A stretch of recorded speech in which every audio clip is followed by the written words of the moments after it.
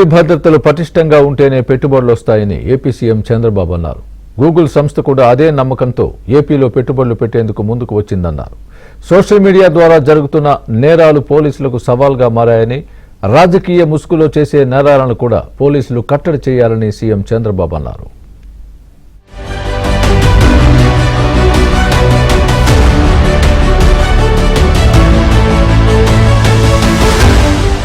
మంగళగిరిలో పోలీస్ అమరవీరుల సంస్మరణ దినోత్సవంలో సీఎం చంద్రబాబు ముఖ్య అతిథిగా పాల్గొన్నారు. భద్రతా దళాల గౌరవ వందనం స్వీకరించారు.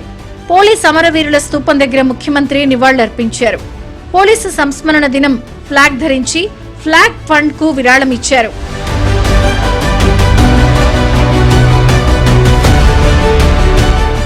ఏపీలో ఉన్న శాంతి భద్రతలపై విశ్వాసంతోనే గూగుల్ లాంటి దిగ్గజ ఐటీ సంస్థ వచ్చిందని సీఎం చంద్రబాబు అన్నారు. లా అండ్ ఆర్డర్ పటిష్టంగా ఉంటేనే పెట్టుబడులు సాధ్యమని స్పష్టం చేశారు. వాటిని సంరక్షించడంలో పోలీస్ శాఖ కీలక పాత్ర పోషించాలని సూచించారు. Law and order utmost important. నిన్న గూగుల్ పెట్టుబడులు $15 బిలియన్ ఆంధ్రప్రదేశ్కి వచ్చిందంటే, వైజాగ్ వచ్చిందంటే వారికి ఒక నమ్మకం.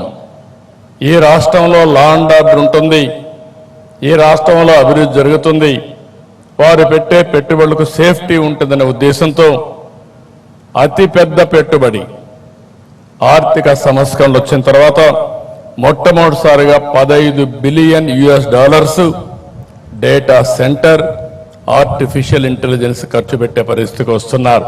కొంతమంది రాజకీయ ముసుగులో కొత్త నేరగాళ్లు తయారయ్యారని సీఎం చంద్రబాబు అన్నారు. వీళ్లు క్రిమినల్స్ కంటే ప్రమాదకరమన్నారు. మతాలు, కులాల మధ్య చిచ్చు పెడుతున్నారన్నారు. ఫేక్ ప్రచారాలు చేసి ప్రజలను తప్పుదారి పట్టిస్తున్నారన్నారు. ఓసారి ఒక దొంగ, ఒక క్రిమినల్, ఒక డెకాయిట్ కొన్ని ప్రాంతాలకే పరిమితం అవుతూ ఉంటారు. కానీ ఈ రాజకీయ కుట్ర అయితే చేసేవాళ్ళు చూస్తే ఫేక్ ప్రచారాలు చేయడం, ప్రజల్ని ఎక్కడికక్కడ ఒక చెడు వాతావరణాన్ని క్రియేట్ చేయడానికి వాళ్ళని ప్రోత్సహించడం, సమాజంలో కులాల మధ్య, మతాల మధ్య చిచ్చు పెట్టే కుట్రలు చేయడం. చాలా స్పష్టమైన ఆదేశాలు ఇచ్చాను. ఎవడు ఎక్కడ తప్పు చేసినా, దోషి ఎక్కడున్నా, ఏ పార్టీ వాడైనా ఎవడైనా సరే యాక్షన్ తీసుకోవాలని చాలా స్పష్టంగా చెప్పాను. రాష్ట్రంలో పోలీసుల గౌరవం పెంచుతామని సీఎం అన్నారు. అలాగే వారి కుటుంబ సంక్షేమానికి ఏ లోటు లేకుండా చూసుకునే బాధ్యత కూడా తమదేనని స్పష్టం చేశారు.